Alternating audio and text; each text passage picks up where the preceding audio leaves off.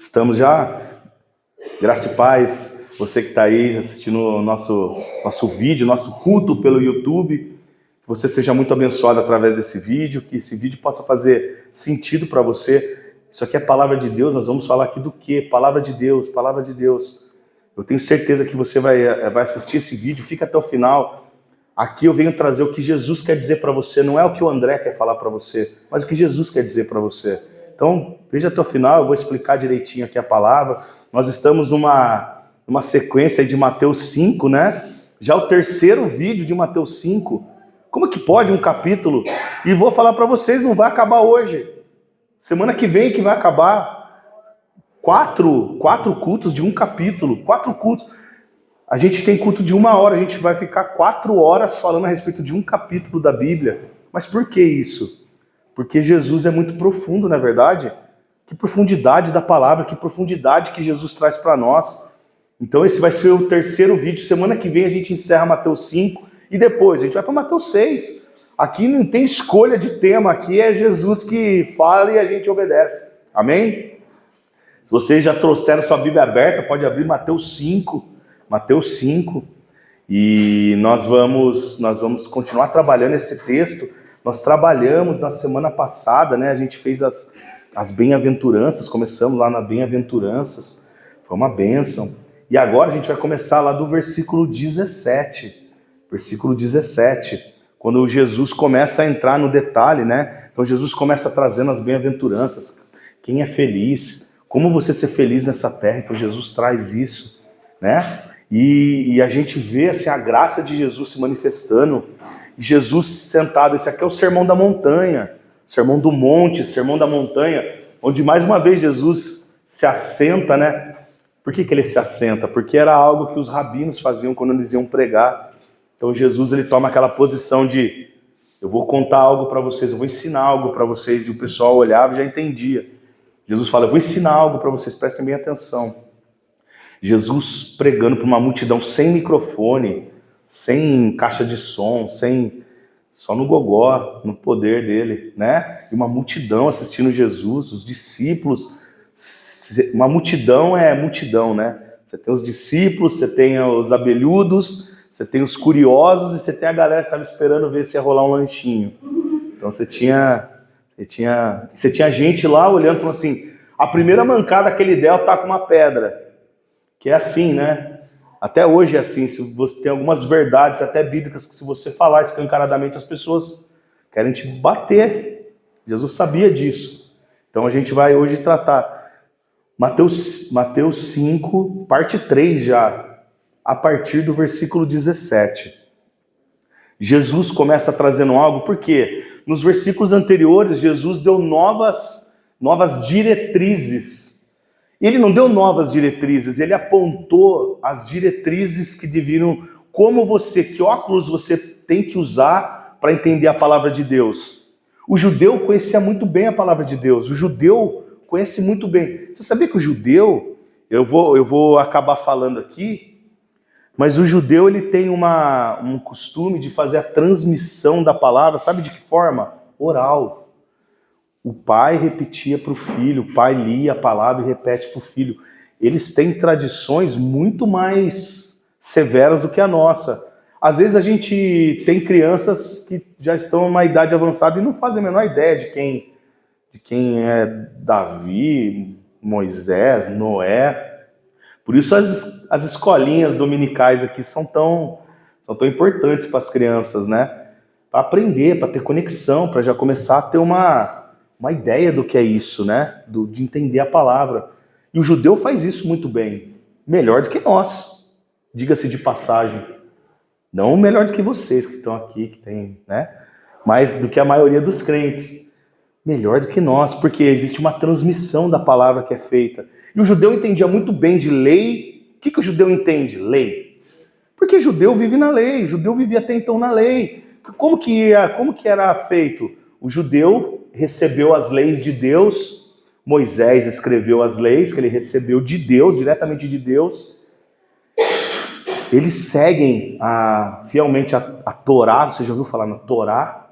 O que é a Torá? A Torá é o Pentateuco. André, para de complicar, o que é o Pentateuco? São os 5 primeiros livros da Bíblia. 5 primeiros livros, Gênesis, Êxodo, Levítico, Número e Deuteronômio. Ali você vai ter a maioria das leis que os judeus seguem. Para você ter uma ideia, sabe quantas leis judaicas existem? Leis. 613. 613 leis. E os judeus se sacrificavam para cumprir todas elas. E Jesus estava trazendo, Jesus já havia dito algumas coisas, bem-aventurado, bem-aventurado, vocês querem ser felizes? E os judeus falavam, mas a lei não nos basta? E aí Jesus aqui, ele fala assim, peraí, só deixa eu falar uma coisa para vocês. Versículo 17. Não pensem que vim abolir a lei ou os profetas. Não vim aboli-los, mas cumpri-los. É assim que está na sua Bíblia? Não vim aboli-los. Mateus 5, versículo 17. Mas eu vim cumpri-los. E nós precisamos entender muito bem o que Jesus quer dizer com isso. O que Jesus quer dizer com isso? A gente estava dizendo assim, mas você veio aqui para tudo que a gente vive, todas essas verdades bíblicas que Deus deu pra gente, você quer dizer que não vale nada e agora você vem trazer outra coisa? Imagina se viesse alguém aqui hoje e começasse a pregar algo que aparentemente fosse totalmente diferente do que a gente aprendeu. Você fala, peraí, na Bíblia está escrito outra coisa. O que o judeu tinha? O judeu tinha Bíblia? Tinha. Qual que era a Bíblia do judeu? O Antigo Testamento. Não era separada como a nossa, a separação deles é um pouco diferente da nossa. Eles têm a Torá, que é o Pentateuco, como eu disse. Eles vão ter o livro dos reis, mas não tem, a gente tem primeiro reis, segundo reis. Lá não, eles têm o livro dos reis, junto. Então é diferente, eles separam diferente. Eles separam os profetas, as leis, os profetas, eles separam de forma diferente. Mas eles tinham conhecimento da lei, das 613 leis que Deus deu para eles, eles tinham pleno conhecimento. E aí vem Jesus e começa a dizer, olha, eu vou dizer para vocês o que isso significa. O que Jesus está dizendo aqui? Eu não vim para abolir. As leis que Deus deu, fui eu que dei também. Não vim me contradizer. O que eu vim fazer para você é mostrar para você que todas essas leis,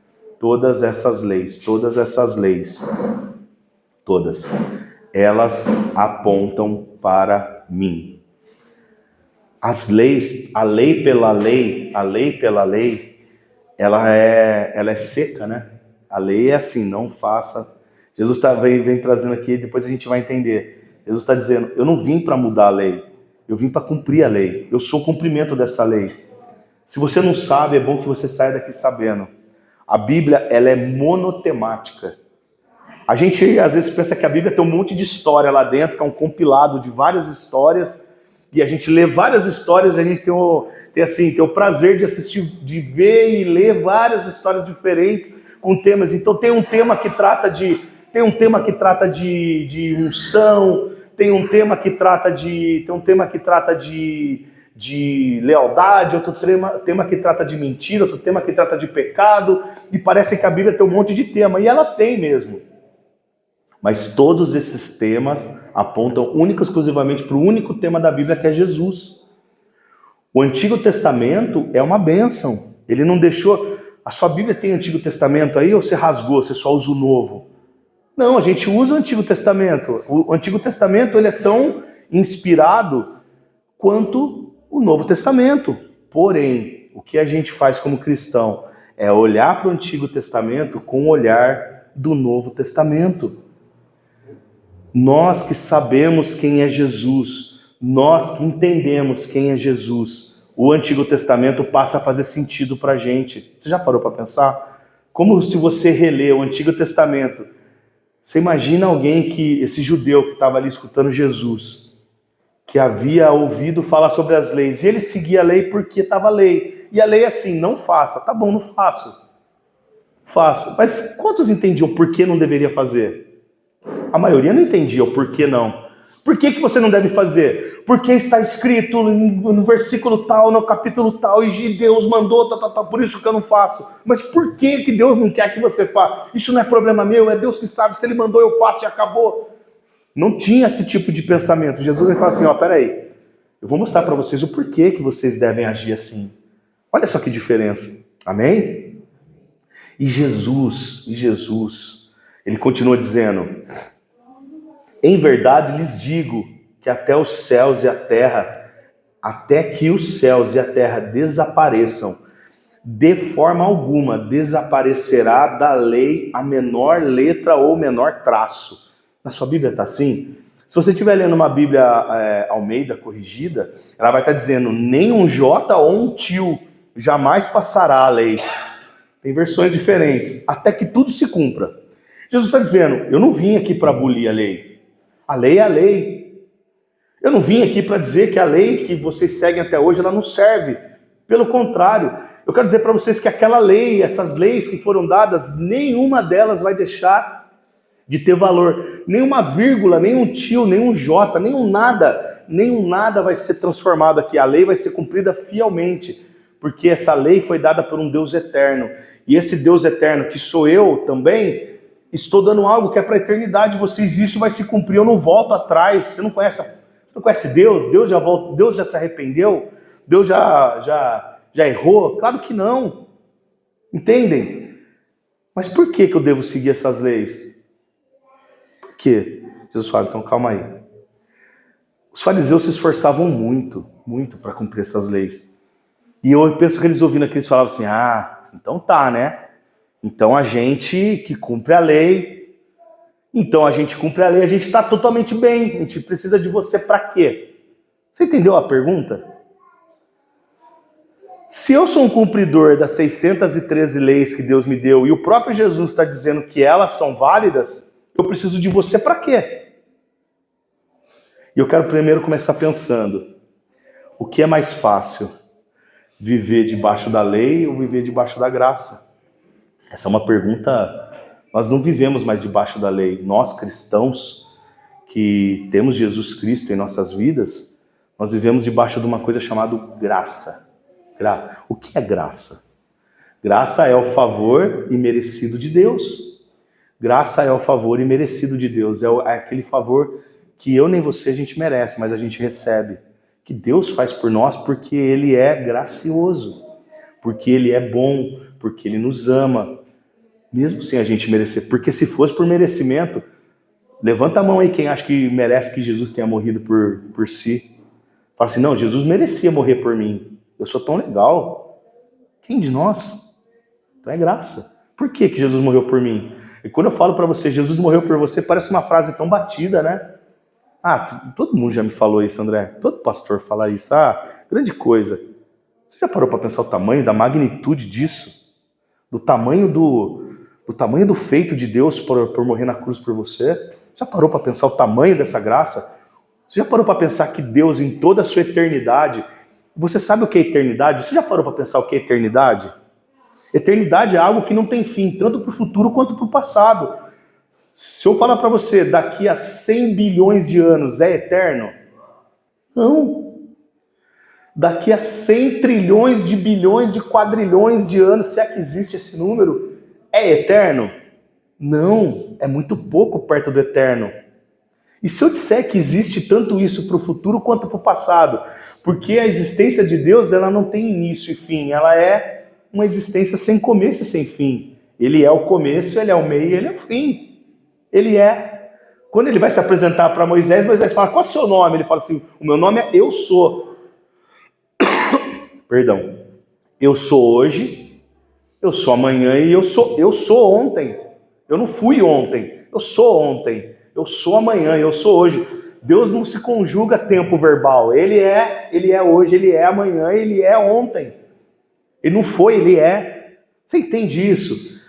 Só que por uma fração de momento, nessa existência eterna de Deus, ele precisa se fazer homem, se despir de sua glória e morrer.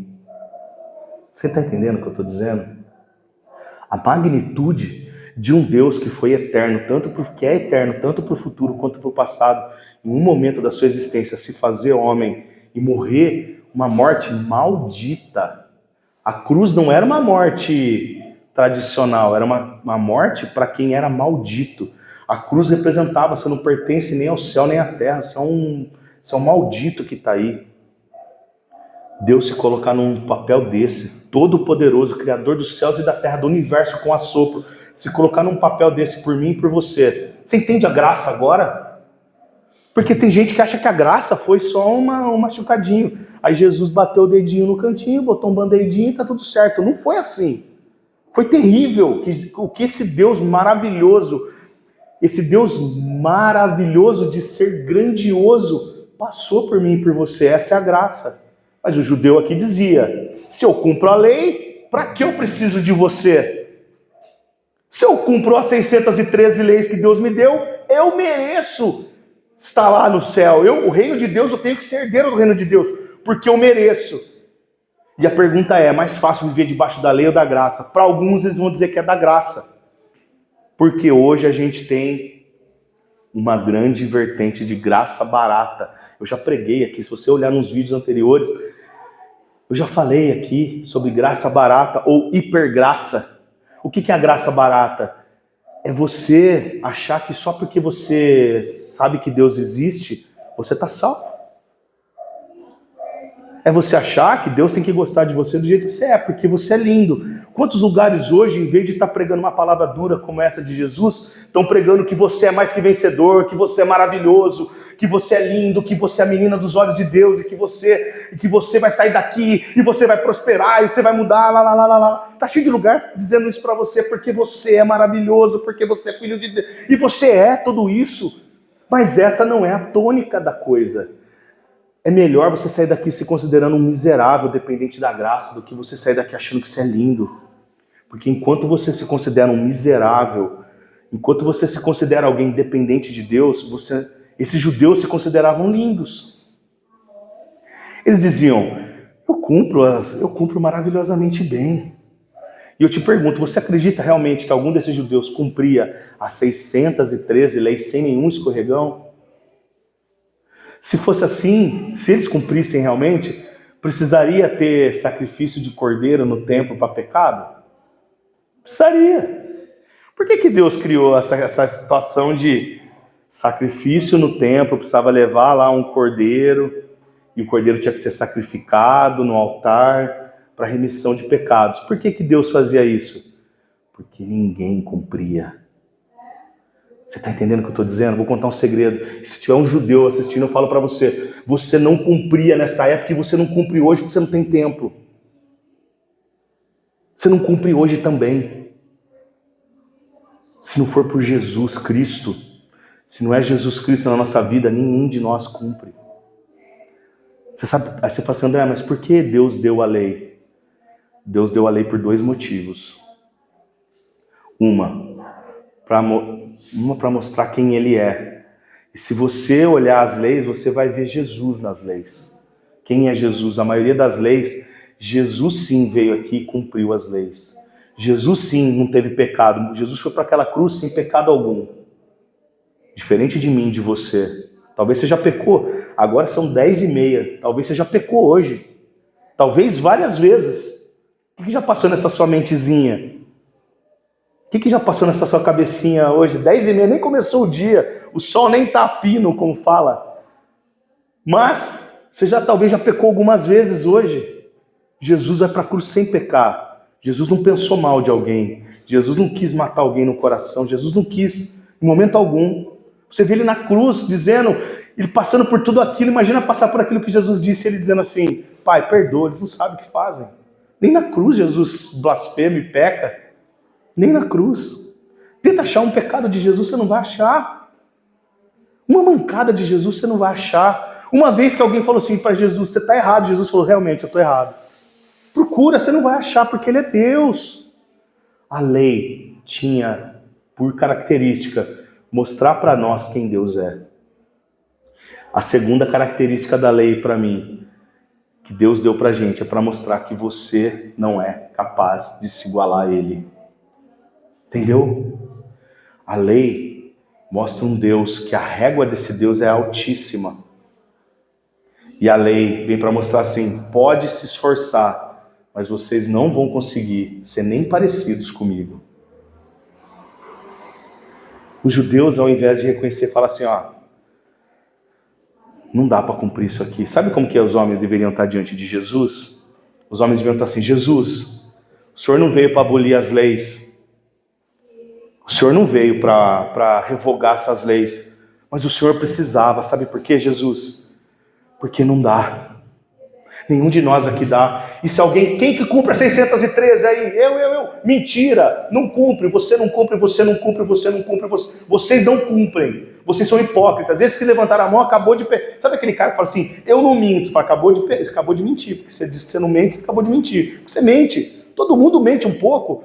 Bebês mentem. O bebê tá lá, bonitinho, nem tem pecado. Você fala assim, ai, bonitinho, é um anjinho. O bebê tá lá, ele não tá com fome, ele não tá com a fralda suja, ele não tá com dor, mas ele chora porque ele é o manipuladorzinho da mãe, ele é um pequeno imperadorzinho chato, ele quer o governo do favor da mãe, ou do pai, mas mais as mães, né?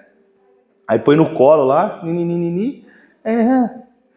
já mente, já não sabe nem o que está fazendo e já está mentindo. Que manipuladorzinho, não é verdade? Aí, ó, se preparem. Não é assim? Manipuladorzinho. Como que você pode dizer que você não mente? Como que você pode dizer? Os homens deveriam estar diante de Jesus dizendo, não dá para fazer isso, Jesus, não dá. E além da hipergraça hoje, quanta gente está pregando legalismo. Sabe o que é legalismo?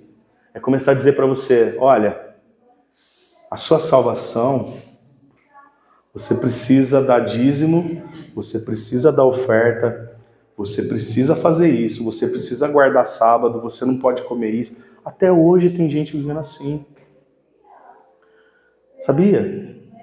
Eu já tive gente dizendo para mim, André, você prega bem, pena que você não guarda o sábado. Não vou nem dizer, né, de que religião adventista, de que religião a pessoa era. Ou é ainda. Mas olha que bobagem. Vivendo ainda na lei, dizendo, eu sou melhor que você é muito bom, mas você não é tão bom quanto eu, porque eu guardo o sábado, então eu sou melhor que você. Sendo que a Bíblia diz, aquele que quer guardar, guarde, aquele que não quer guardar, não guarde, mas que nenhum arrume treta por causa disso com o outro. Quer guardar, guarda. Eu não tenho problema nenhum. Se algum de vocês disser assim, André, eu quero guardar o sábado, eu quero comer pão ázimo, eu quero... Vou falar, tá bom, você vai passar o dia inteiro lendo a Bíblia, como é para ser, você vai passar o dia inteiro orando e lendo a Bíblia, pois faça isso. Quem sou eu para dizer para você não fazer? Agora, não venha me dizer que isso torna você um salvo e eu não. Porque aí você vai ter um problema teológico comigo. É o que Jesus vem trazer. Entenda o porquê você faz as coisas. Vocês querem fazer, continue. Alguém poderia sair daqui dizendo agora pode matar? Eu não vim. Jesus fala assim, você veio para abolir as leis? Jesus, eu vim para abolir as leis. A pessoa já matava alguém que estava do lado. Agora pode matar então. Não é isso. Jesus falou, não. As leis continuam sendo. Sabe por que as leis continuam? Sabe por que Jesus disse que a lei não vai mudar em nada? Porque Deus não muda. Deus mudou? O Deus que deu a lei lá para Moisés, em cima do monte, mudou para o Deus que está lá diante deles, ali Jesus falando, mudou? Ele mudou de opinião? E do mesmo jeito que tem gente hoje vivendo de hipergraça, do mesmo jeito que tem gente hoje vivendo de legalismo, tem gente vivendo um Deus que é mutante, um Deus que muda de opinião. Olha, essa palavra aqui hoje, eu não posso pregar na igreja, sabe por quê? Porque o povo não aceita. Semana que vem a gente vai continuar estudando Mateus, e Jesus trata de divórcio, de adultério. É um tema que eu gostaria de tratar? Não. Mas é um tema que eu tenho que tratar, sabe por quê? Porque aqui a gente não escolhe o que tratar. Jesus tratou, pois a gente trata também. Aí semana que vem você fala, eu não vou, porque isso não faz sentido para minha vida. Se isso não é remédio para a sua vida, é vacina. Não é? Quem de nós, quem está em pé, que trate de não cair.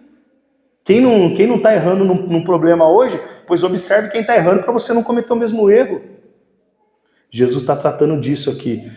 Ninguém. Aí Jesus continua dizendo, portanto, no versículo 19, todo aquele que desobedecer a um desses mandamentos, ainda que dos menores, e ensinar os outros a fazerem o mesmo, será chamado menor no reino dos céus. Mas todo aquele que praticar e ensinar esses mandamentos será chamado grande no reino de Deus. Jesus está dizendo, eu não vim abolir as leis não mudaram, e quero dizer mais para vocês.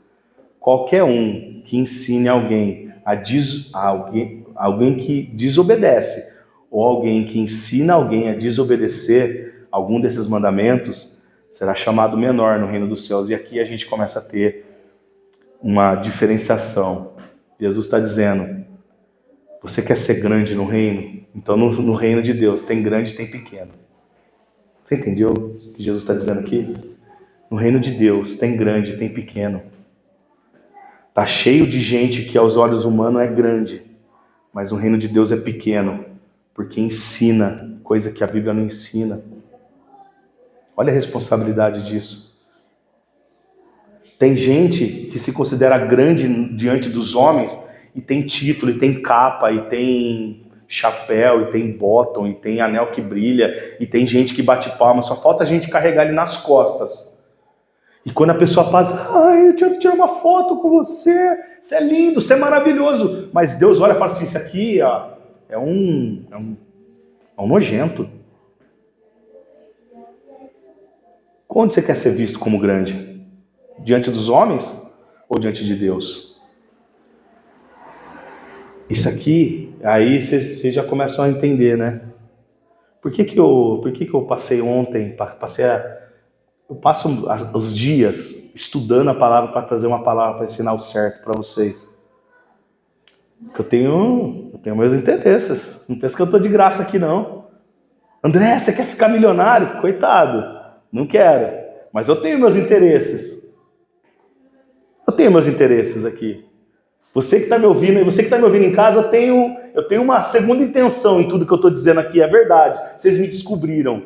Parabéns. Sabe qual que é a minha segunda intenção? Ser considerado grande no reino de Deus. Eu quero ser grande no reino de Deus. Eu quero que Deus olhe para mim e me veja como alguém que está fazendo diferença nessa terra. Essa é a minha intenção. E quero dizer mais para você. Sabe por que eu estou contando isso? Porque se isso fosse um golpe meu, eu jamais contaria. Sabe por quê? Porque eu quero que você dê esse golpe também. Por favor, queira ser grande no reino de Deus. Para de querer ser a ovelhinha pobrezinha no cantinho, sujinha, que dá trabalho, que fica chorando, lambendo ferida. Até quando você vai viver assim?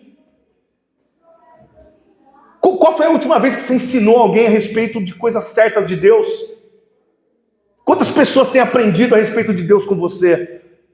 Pois se você quer ser grande no reino, Jesus está dizendo, aquele que não pratica e não ensina, e ensina errado, menor. E eu posso dizer para você que basicamente não é que vai ser pequeno no reino de Deus, não vai entrar. Não vai entrar. Tem algum problema, gente, querer ser grande no reino de Deus? Claro que não. Jesus, ele quer sejam. Jesus está dizendo aqui, vai haver hierarquia, vai haver grande e pequeno, pois seja grande. E você, o que falta para você ser grande no reino de Deus? E você aqui, igreja, o que falta? Até quando a gente vai ser uma igreja de... Até quando a gente quer ser uma igreja de ovelhinhas que fica escutando alguém grande? A maioria das associações é assim, tem alguém muito grande que fala coisas grandes e todo mundo... Não é isso. Aqui, eu quero que todos vocês sejam maiores do que eu. Eu vou ficar muito feliz de chegar no reino de Deus e ver que vocês são maiores do que eu. Eu vou dizer, fiz o meu papel. Obrigado, Deus. Eu fiz muito bem o meu papel. Eu fiz muito bem. Eu não vou ficar com... Eu juro que eu faço um compromisso. Com você que está em casa, que eu nem conheço. Eu fico feliz de ver você maior do que eu no reino de Deus. Eu não vou ficar com inveja. Eu não vou reclamar no Instagram. Não sei se no céu vai ter Instagram, eu vou lá. Deus, eu acho injusto. Eu não vou fazer isso. Eu vou postar uma foto sua lá dizendo parabéns. Olha só que honra, que bênção. Caminhamos juntos e olha só, agora é meu chefe. Vai ser meu chefe lá no céu. Mas para isso você vai ter que correr atrás, porque eu estou correndo. Amém? Jesus continua dizendo, pois eu digo, se a justiça de vocês não for muito superior à dos fariseus e à dos mestres da lei, de modo nenhum entrarão no reino de Deus. Então Jesus diz, aquele que não pratica e não ensina vai ser o menor, mas se a justiça de vocês não for muito superior à dos fariseus, vocês nem vão entrar. Não se preocupe em ser grande ou pequeno, porque você nem entra. Você nem entra. E eu quero te perguntar uma coisa. O que significa isso? A justiça de vocês deve ser maior do que a dos fariseus. Eu acabei de dizer que os fariseus, os judeus em si, eles tinham 613. Quantas leis você conhece? Quem daqui conhece os 10 mandamentos de cabeça? Quem conhece 10 mandamentos de cabeça? Sabe os 10 mandamentos decorado? Imagina os 613. Se a gente não consegue guardar os 10, imagina os 613. E eu quero dizer para você que o talvez não, com toda certeza, muitos judeus conhecem os 613, as 613 leis decoradas, gravadas na mente e no coração. Muitos judeus conhecem as 613 leis, sem contar os desdobramentos dela. Os desdobramentos, porque são 613 leis, mas as leis têm desdobramentos. Como fazer corretamente diante dessa lei? Como agir diante dessa lei? Ah, não pode trabalhar no sábado, mas e se alguém passar mal? O médico deixa morrer. E aí? E o motorista da ambulância? Pega a ambulância e vai socorrer ou larga lá morrendo? Se tiver um acidente, se explodir uma bomba, todo mundo fica em casa esperando a bomba. Ah lá, vem vindo uma bomba, mas a gente está no sábado, não pode se mexer, deixa a bomba matar. É isso que faz? Ou pode sair correndo? Porque não pode correr. No Shabá não pode correr. E aí, corre ou fica? E aí? Toca aquele alarme de bomba, faz o quê? Aí precisa correr pro bunker. Não podemos. Hoje é Shabá, a gente tem que ficar sentado aqui e deixa a bomba cair. Então, os desdobramentos da lei. O que Jesus quer dizer com isso? Eu quero dizer para você que talvez em matéria de guardar a lei, o judeu se esforce melhor. Mas o judeu, ele é maior no reino do que nós? Jesus diz não. Não. A lei de vocês, o cumprimento de vocês tem que ser superior a deles. Ou seja, se está difícil para o judeu cumprir as 613 desdobramento, eu quero dizer que para você, que acha lindo viver debaixo da graça, eu quero dizer para você que viver da graça é muito superior a viver da lei. É muito superior. Sabe por quê? Porque Jesus vai nos explicar como isso funciona. E a gente vai acompanhar aqui exemplos de como isso funciona. Mas eu quero dizer a primeira coisa que você precisa entender. Sabe por que a lei, sabe por que a justiça de quem vive na graça é maior do que a justiça de quem vive da lei? Porque a justiça de quem vive da graça é Cristo Jesus. Ele está dizendo, a justiça de vocês será muito superior a deles, porque a justiça deles se baseia no que eles fazem ou eles não fazem. Mas a justiça de vocês está aqui, ó. Uau, você já leu assim? Já entendeu isso já alguma vez? A justiça de vocês está aqui, ó. Sou eu. Eu sei o que eu vou fazer. Eu sei o que eu vou passar por cada um de vocês. E eu sei o quão sujo vocês são e o quão limpo eu posso deixar vocês. Amém? Jesus, sobe a régua. Quer viver de graça? Quer viver da graça? Pois viva da graça, mas o sarrafo, sabe qual é o sarrafo? Aquele cara que vai fazer o salto com vara, aí vem um e fala, põe 1,5 metro, aí o outro pula. Agora põe 2, aí põe 3, aí vai o último que pular, ganhou. Jesus pega o sarrafo e fala assim, ó, vou pôr aqui em cima. O judeu é aqui, mas para vocês, o sarrafo é aqui em cima. Não dá para ser mais ou menos. Quer viver da lei? Viva. Mas a justiça daqueles que me servem é muito superior. Amém? A chave aqui é, olha só. Você lembra do ladrão da cruz? Quantos aqui lembram da passagem do ladrão da cruz? Quando Jesus foi crucificado, haviam 2 ladrões, um de cada lado dele. Um de cada lado. Um dos ladrões afrontava Jesus, mas o outro tem uma postura diferente. Você sabia que a tradição dá até um nome para esse ladrão, chama de Dimas? Dimas. Dizem que é Dimas o nome dele. A Bíblia não diz. Nenhuma Bíblia vai dizer, tá? Só tradição. O que é tradição? Eles tiram esse nome de um apócrifo, que é o Evangelho de Nicodemos. Mais propriamente dito, a Igreja Católica. Pode ser que o nome dele seja até Dimas, porque essas tradições às vezes servem como um recurso histórico pra gente. Mas eles tiram desse apócrifo. André, hoje você está com palavras estranhas. O que é esse apócrifo, né? Apócrifos são livros, isso é só para a gente aprender algo mais diferente hoje, né?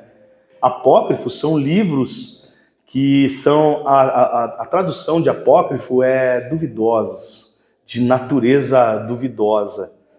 São livros que eram da literatura judaica e que, se você encontrava isso, talvez nem tanto na época da igreja primitiva, mas um pouco mais para frente, e que a igreja foi pegando quando tinha interesse de alguns assuntos, iam se pegando esses livros para tirar contexto para suas práticas. Tanto é que a Igreja Católica, ela chama esse ladrão de São Dimas. Ele é o padroeiro dos detentos e dos presidiários. Entendeu a sacada? Então os caras oram para ele, para Dimas, e Dimas dá algum tipo de favor para eles. Olha só que bobagem. Mas enfim. E esse evangelho de Nicodemos, esse evangelho foi escrito pelo Nicodemos que encontrou com Jesus lá? Claro que não. Tanto eles são chamados de apócrifos, porque é de duvidosa, natureza duvidosa, ou textos duvidosos, quanto de pseudepígrafos. Pseudepígrafos, aprende mais uma palavra aí, ó. Pseudepígrafos. O que é pseudepígrafo? Pseudepígrafo, assim, diz que foi ele que escreveu, mas não foi. E a mesma coisa que eu escrevi aqui é o Evangelho de Barnabé. Aí eu publico lá. O Evangelho de Barnabé. Foi Barnabé? Não, foi o André que escreveu. Mas eu estou dizendo que foi Barnabé. Então é um pseudepígrafo. Eu estou dizendo que foi ele que escreveu, mas fui eu. Ele não escreveu nada. Mas para dar uma fonte de autoridade no livro, eu coloco o nome de alguém que faz parte da Bíblia lá e fica... Quantos desses estão por aí? Tem gente que ama ficar vendo essas... Desculpa. Essas bobagens. A Bíblia Católica, ela tem livros apócrifos dentro da... mas o católico ele não chama de... Eu não estou aqui atacando o católico, estou dizendo como que são as coisas. Eles não chamam de pseudepígrafos e nem de apócrifos, eles chamam de deuterocanônicos, que é para ficar mais bonito. O que é deuterocanônicos? Foram canonizados depois. Então são livros que a gente resolveu canonizar depois, porque esses livros não eram canônicos da Bíblia original que os judeus usavam no início da igreja primitiva. Não faz parte do Antigo Testamento, e no Novo Testamento a gente tem a igreja primitiva, não lógico no tempo de Jesus, porque no tempo de Jesus e dos apóstolos a Bíblia não havia sido escrita ainda, como a gente conhece, mas depois esses livros foram sendo reunidos e chegaram a um consenso dos livros que a gente tem nas nossas Bíblias hoje. Mas depois de muitos séculos, alguns católicos, vamos colocar, e trouxe alguns livros aí, Macabeus, Tobias, alguns livros que não fazem parte desse cânon original. Tá vendo? Aprendeu mais uma hoje, a cultura. Mas olha só, eles chamam esse ladrão de Dimas. Dimas. Eu não sei se esse nome, eu nem vou usar esse nome, porque na Bíblia não diz, então eu também não digo. Onde a Bíblia se cala, eu também me calo. Amém? E aí, olha só o que diz aqui, ó, se você quiser abrir lá em Lucas, Lucas descreve muito bem essa passagem. Tá? Mateus também descreve essa passagem, mas ele descreve bem rapidamente, né? Por isso que eu não usei Mateus, eu estou aqui em Lucas 23, versículo 39. Por que eu estou trazendo isso? Porque olha só como a verdade que Jesus vai trazer agora a respeito da nossa justiça se aplica. Aqui, sabe por que é legal a gente trazer isso? Porque a gente está vendo aqui um homem condenado, Lucas 23, versículo 39. Nós temos aqui um homem condenado pela justiça humana pregado numa cruz e réu confesso, porque você vai ver que ele mesmo confessa que ele merecia estar ali. Então ele é um réu confesso, pregado numa cruz, e ele deu a sorte, ou a bênção, de estar no mesmo dia que Jesus, na mesma hora. E aí, olha só o que diz aqui em Lucas 23, 39. Um dos criminosos que estava ali, que estavam dependurados, lançava-lhe insultos. Você não é o Cristo? Salva você mesmo e a nós. Um deles, também que não tem nome, diz assim: você não é o Cristo? Pois salva você e a gente, tira a gente dessa. Você não é mesmo? Se você é, faz alguma coisa, cara. Olha só que ladrãozinho insultador ainda. Mas a Bíblia conta que o outro criminoso, porém, o repreendeu, dizendo: você não teme a Deus, nem mesmo estando sob a mesma sentença? Você não teme a Deus nem estando pregado nessa cruz? Nem pregado nessa cruz você consegue temer a Deus? Você não está entendendo que você vai morrer daqui a pouco? Para nós não tem mais jeito? Nem assim você teme a Deus, cara? Somos punidos justamente, pois estamos recebendo o que os nossos atos merecem. Réu confesso, não venha agora dizer que você é um tadinho, você assim como eu, estamos aqui porque a gente buscou, a gente está levando o que a gente merece. A gente não é legal, eu não sou legal e você também não é, mas nem assim você consegue. Mas este homem não cometeu nenhum crime. Esse ladrão na cruz, ele tinha mais consciência de quem era Jesus do que muitos que estavam ali embaixo. Porque uns dias antes o povo recebeu Jesus montado num burrinho, com palmas nas mãos, dizendo: lá vem o nosso rei, lá vem o nosso rei. Essas mesmas pessoas dias depois diziam: escolhe Barrabás, escolhe Barrabás, escolhe Barrabás. Mas Jesus, naquela cruz pregado, sem abrir a boca, aquele homem disse: eu e você merece estar aqui, mas esse aqui não fez nada. Esse homem não fez nada. E ele, olha só.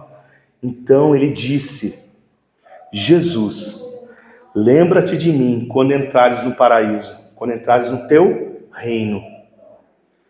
Jesus lhe respondeu: em verdade lhe digo que hoje você estará comigo no paraíso.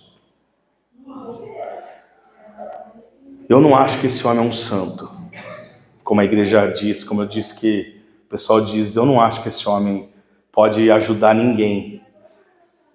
Mas eu acho que ele pode ajudar a gente hoje a entender quem é Jesus, como se portar diante dele.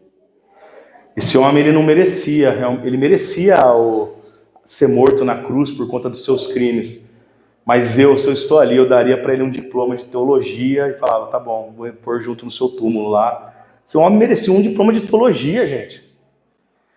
Ele entendeu, ele disse assim: Jesus, eu mereço estar aqui, eu vou morrer. Mas como não se trata de quem eu sou e se trata de quem o Senhor é, faz algo por mim.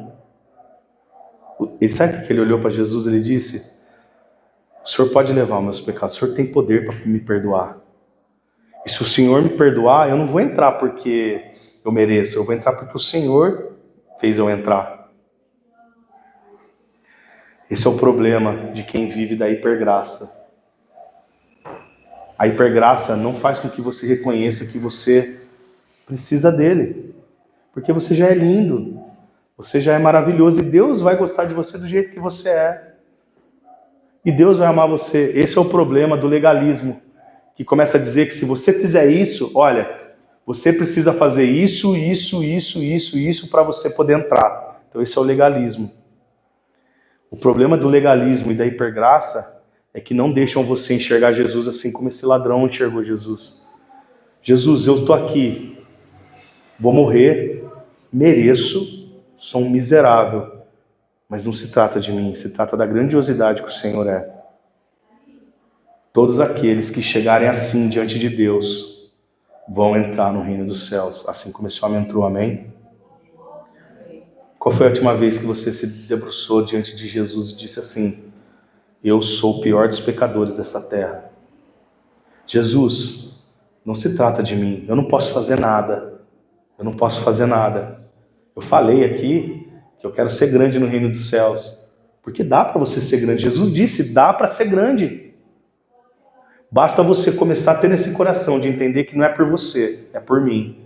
E daí você começar a fazer com que mais e mais pessoas entendam essa verdade. Lembra que eu comecei dizendo que a Bíblia era monotemática? Qual que é a pregação monotemática da Bíblia? Monotemática. A Bíblia é o livro da reconciliação dos homens com Deus através de Cristo Jesus.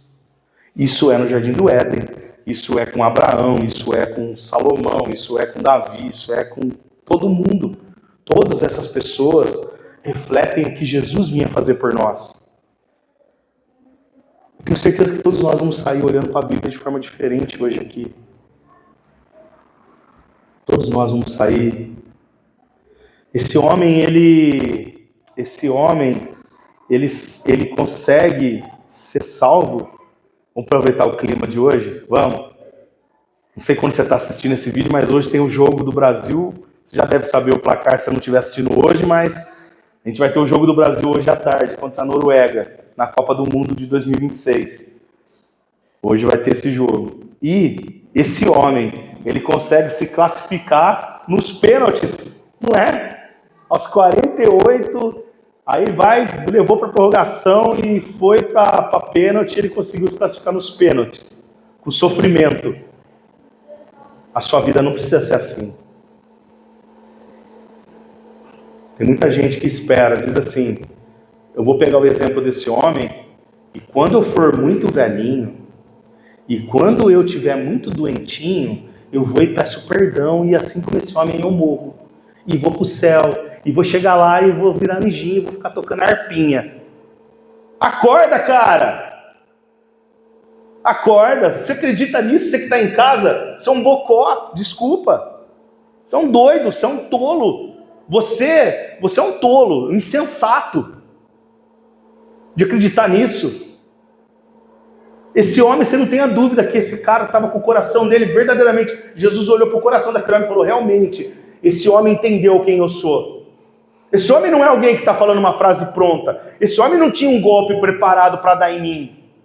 Esse homem não marcou a crucificação dele junto com a minha para poder ter chance. Esse homem, simplesmente, ao me ver, me conheceu e transformou o coração dele. Se esse homem não morre e desce da cruz, ele nunca mais... Você tem dúvida que esse homem não ia ter a vida dele mudada? Mas tem gente que conhece Jesus e a vida continua igual. Por quê? Porque é legalista, porque é hipergraça, por conta de todas essas coisas, mentiras que pregaram para vocês. E eu estou aqui para derrubar elas hoje. Jesus está dando essa palavra para derrubar elas em nome de Jesus na sua vida, amém? Se você não tiver essa postura, você nunca vai. E Jesus começa, vocês estão preparados para viver da graça? Olha só, Jesus vai ensinar a gente. Ai, meu Deus. A partir de agora, Jesus começa a mostrar exemplos.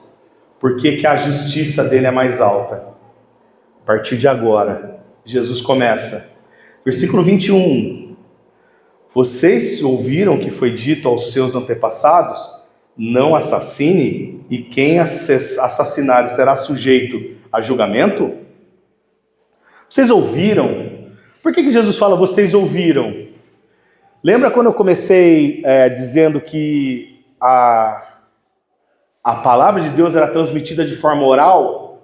Pois alguém, desde pequeno, estão dizendo, a lei diz não matarás, não matarás, não matarás. Então as crianças já cresciam, se tornavam adultos com aquela não matarás.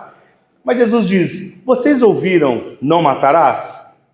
Pois senão estará sujeito a julgamento? Pois bem. Jesus continua, mas eu digo a vocês, então vocês ouviram isso, mas agora eu vou falar outra coisa em cima disso. Mas eu digo a vocês, que qualquer que se irar contra o seu irmão, estará sujeito a julgamento.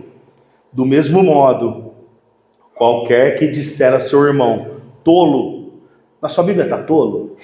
Você vai encontrar raca. Raca quer dizer imprestável, miserável. Seu imprestável, seu miserável, seu tolo. Qualquer um que disser isso ao seu irmão, tolo, será levado ao tribunal. E qualquer um que disser insensato, corre o risco de ser lançado no fogo do inferno. O que Jesus está querendo dizer? O que Jesus está querendo dizer com isso? Jesus está querendo dizer o seguinte: pois vocês ouviram, vocês que vivem pela lei, vocês ouviram que não pode matar. E a lei, pela lei, como eu comecei dizendo, a lei é seca, né? Não mata. E acabou. Não mata e acabou. Mas, Jesus está dizendo, a partir de agora mudou. Agora, não basta você não matar alguém. Você não pode matar, realmente, você não pode. Lembra que eu falei que não pode, que a lei não vai mudar nenhuma vírgula? Pois realmente, continua assim, não pode matar. Mas, você também não pode matar ele no seu coração. Porque se você matar alguém no seu coração, vai ser como se você tivesse matado alguém na vida. A lei, eu vou exemplificar para você de uma forma muito, muito legal. A lei dizia assim, ó, não faça o que é errado. Não é a lei, não é? Não matarás. Ou a lei está dizendo, não faça o que é errado. Jesus diz assim, não faça o que é errado e faça o que é certo. Piorou. Porque não basta não fazer o errado, você tem que fazer o certo. Pois se a lei diz não mata, você tem que não matar e você tem que amar. Se a lei diz não mata, ele diz, você não mata, realmente você não mata. E você ama. E como? Me diga como. Me diga como. Me diga como. E me diga como para um homem daquele na cruz. E aí eu vou levar para o que ele fez. Açoitado, envergonhado, cuspido, sofrido. É capaz de dizer, Pai, eu amo eles. É por eles que eu estou morrendo. Perdoa eles não sabem o que estão fazendo. Jesus não simplesmente falou o que ele queria, mas ele fez. Ele mostrou pra gente que dá para fazer. Eu quero dizer para vocês como faz, o que fazer. E eu vou mostrar para vocês que dá para fazer. Dá para fazer. Porque eu vou fazer e vou mostrar para vocês. Vocês não podem. Você entende que o amor é uma decisão? O amor não é uma decisão? O amor é uma decisão. Você decide. Você já viu alguma pessoa que você começou a conversar, você falou assim, ó, não gostei dela. Não fica a cara dela. Tem crente que diz, meu santo não bateu, olha só que coisa feia. Não fale. Se você falar isso, pare de falar isso. Se você falar que seu santo não bateu com o meu, você está lascado. O meu é o santo dos santos. Você está lascado. Espero que o seu santo seja o mesmo que o meu. O santo não bateu. Coisa feia. Eu não gostei de tal pessoa. Sabe o que você está dizendo? Eu acabei de conhecer aquela pessoa, mas eu já decidi que eu não vou amar ela. Não vou amar ela. Eu já decidi, eu não vou amar ela. Ela é diferente de mim, ela não pensa igual a mim, ela não tem os mesmos conceitos, ela não tem... E quem disse que tem que ter? O maioral sabe tudo. Quem disse que tem que ter? Mas as pessoas vivem. Ela não tem a mesma narrativa. Hoje é uma guerra de narrativas. Quem pensa igual a mim, céu. Quem não pensa igual a mim, inferno. Eu não ponho as coisas assim, eu penso assim. Quem pensa igual à palavra de Deus, céu. Quem pensa diferente, fica à vontade, viva seus conceitos. O meu conceito está na palavra. Não no que eu penso. Quantas vezes vocês vão ouvir dizer, eu acho que, aqui, eu não vou trazer eu acho que. Eu acho que eu guardo para uma conversa informal com você. Tá tudo bem. Mas aqui eu vou trazer, a Bíblia diz que. A Bíblia diz que. A Bíblia diz que. Mas tem gente que não está nem aí para isso. Você decide não amar alguém. Você decide não amar alguém. Você decide não perdoar alguém. Da mesma forma que você decide amar alguém. Ou você vai dizer para mim, quem é casado aqui há muitos anos, você vai dizer para mim que a primeira vez que você olhou para ela, você falou, meu Deus, eu amo ela, que eu sou capaz de morrer por ela. Ou por ele? Claro que não. Isso foi feito uma construção durante o tempo. Qual foi a primeira vez que você disse assim, é para sempre, é essa pessoa? Não é? É uma decisão, é uma construção que vai sendo feita. Porque você decidiu amar alguém. Você disse, eu vou amar essa pessoa. É uma decisão. Jesus está dizendo, tal você começar a amar todos assim? Que tal você acordar de manhã dizendo, eu vou passar meu dia amando as pessoas? Quantas pessoas hoje acordam dizendo, olha, hoje eu tenho que, infelizmente eu tenho que lidar com fulano, ciclano, beltrano, e se morrer para mim era melhor. Que tal você começar dizendo, eu tenho que lidar hoje com ciclano, fulano e beltrano, eu tenho que lidar hoje com fulano, ciclano e beltrano, mas a partir de hoje eu decidi amar eles. Eu vou amar eles. E sabe como que você vai amar essas pessoas?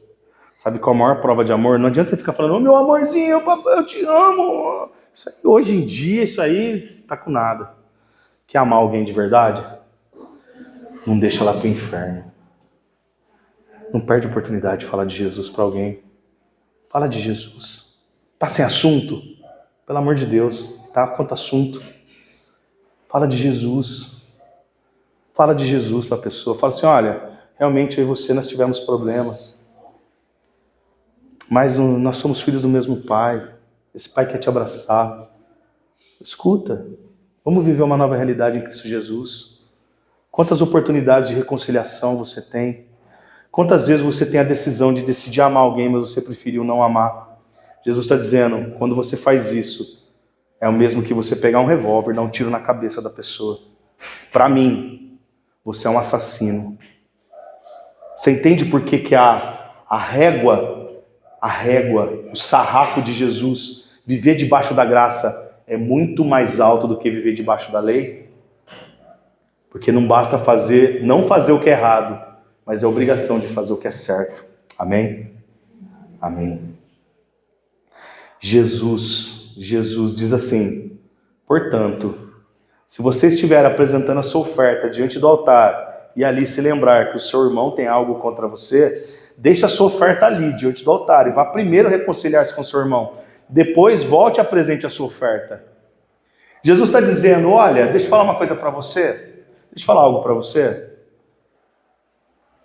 Vocês viram quando a gente estava trabalhando Mateus 18, a gente fez aqui, Jesus dizendo como você deve lidar com um irmão que faz um pecado contra o outro? Jesus não é bobinho, Jesus sabia que dentro da própria igreja haveriam problemas, divergência entre irmãos. Jesus nos mostra passo a passo de como lidar com isso. Se você que está em casa também, olha aí Mateus 18, nós fizemos em 3 partes, onde Jesus nos explica isso.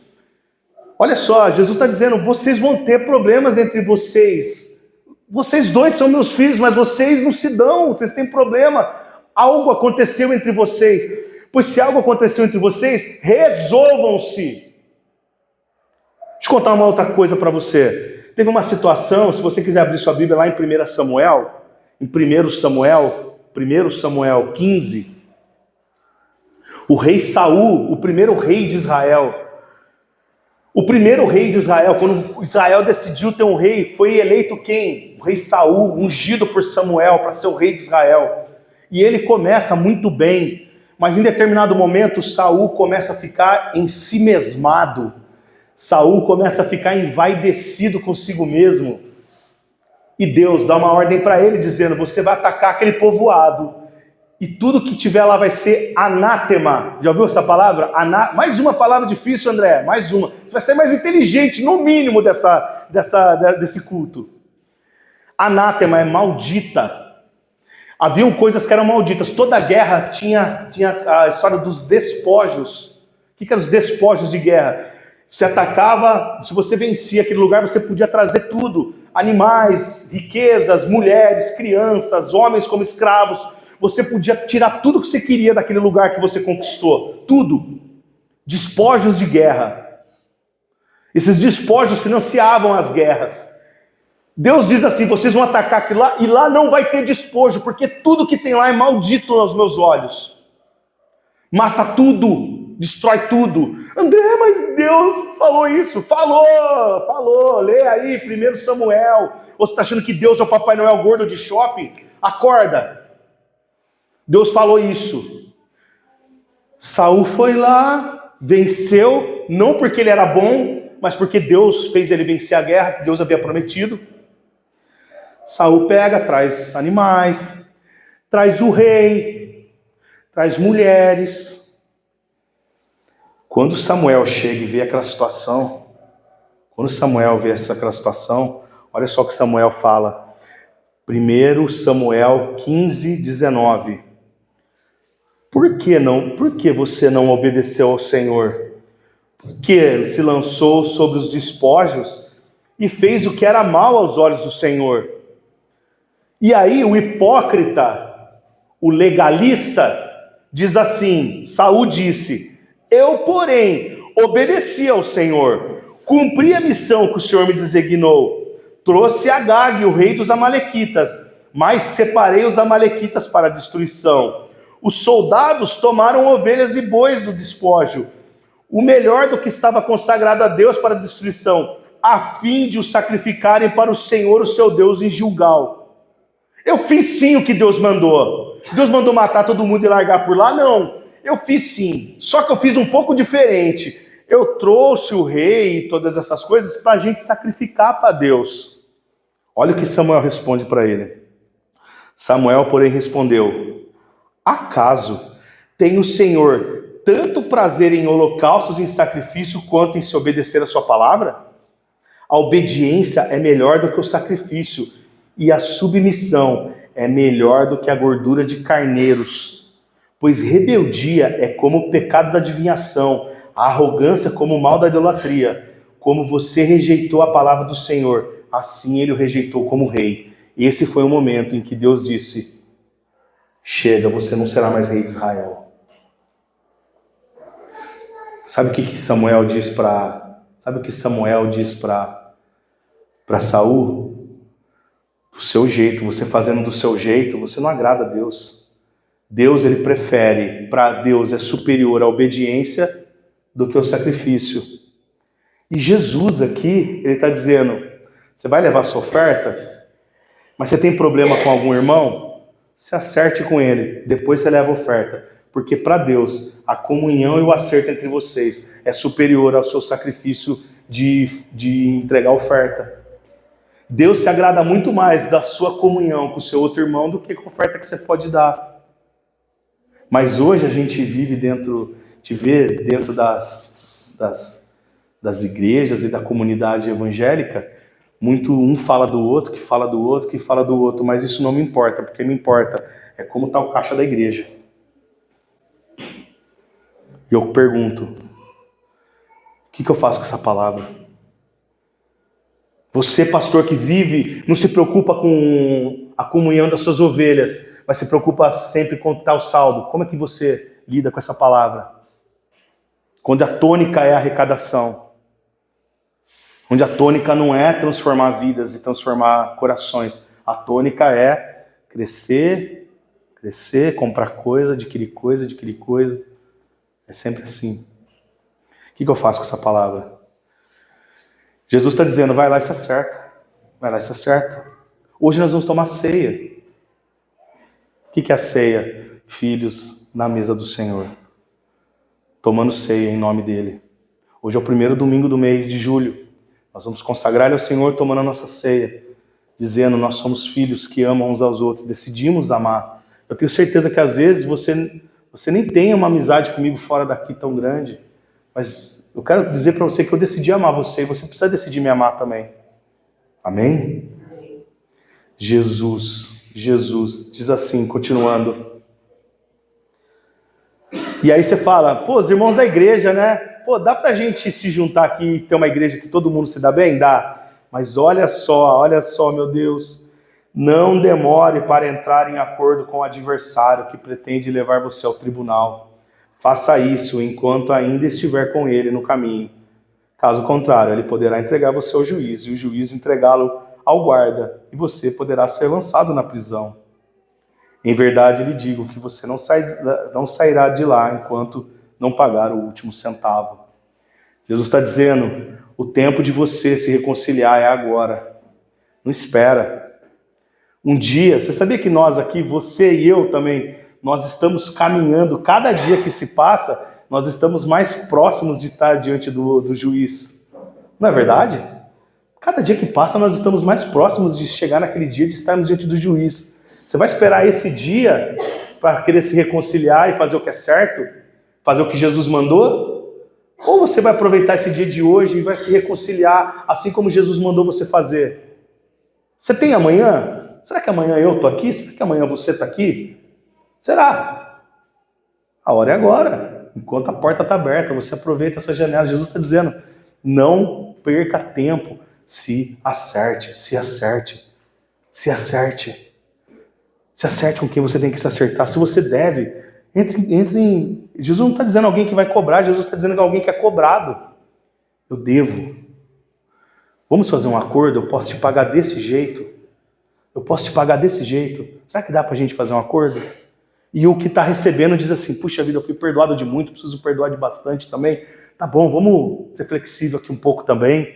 E os dois chegam num acordo, vamos resolver isso aqui? Vamos selar com um abraço? Vamos selar com um aperto de mão? Acabou, resolveu. Agora sim eu vou levar minha oferta. E vai lá e entrega a oferta na igreja. Olha só. É assim que resolve as coisas. É assim que resolve. Não demorem, não demorem. Semana que vem, Jesus vai dar mais exemplos. Jesus agora começa a dar vários exemplos de como tocar essa vida. Diante dessa... Semana que vem você vai chegar aqui e vai falar assim, André, me conta mais história de como é que é viver com esse sarrafo, com esse salto de justiça que a gente tem que dar em Jesus. Mas eu quero dizer para você que eu preciso que você... Olha só, semana que vem a gente vai tratar de... Olha só o que Jesus trata. O adultério, o divórcio, os juramentos, a vingança, o amor aos inimigos. Você que está em casa, você é doido? Você é insensato de perder? Tá maluco? Semana que vem a gente vai tratar desses assuntos acerca dessa visão de Jesus. Por quê? Porque a gente vai ler a palavra continua nesses temas. Não quero mandar mensagem para ninguém, é a continuação. Mas de repente a palavra que você precisa ouvir. Amém? Eu quero que a gente saia daqui hoje entendendo a primeira coisa, que a nossa justiça é superior, porque Jesus é conhecido como o justificador. É Jesus que paga, é Jesus que paga o nosso preço, um preço que nem eu nem você poderíamos pagar. É por isso que nós não somos justos, não há um justo sequer. O que nós temos aqui é uma igreja de justificados pelo sangue de Jesus. Amém? Amém? Amém? Fica de pé, igreja. Vamos orar? E você que está em casa, você pegou essa, semana que vem, continuação de Mateus, nós paramos aqui em Mateus 5, 26. Semana que vem a gente continua falando sobre adultério, divórcio, juramento. Eu espero você aqui de novo, para você ver essa continuação desse vídeo, a parte 4 de Mateus 5. Não perca. Amém? Que Deus te abençoe. Compartilha esse vídeo com mais pessoas. Pega lá a parte 1, a parte 2, a parte 3 e manda para as pessoas para serem a palavra completa. Que você seja muito abençoado em nome de Jesus. Amém?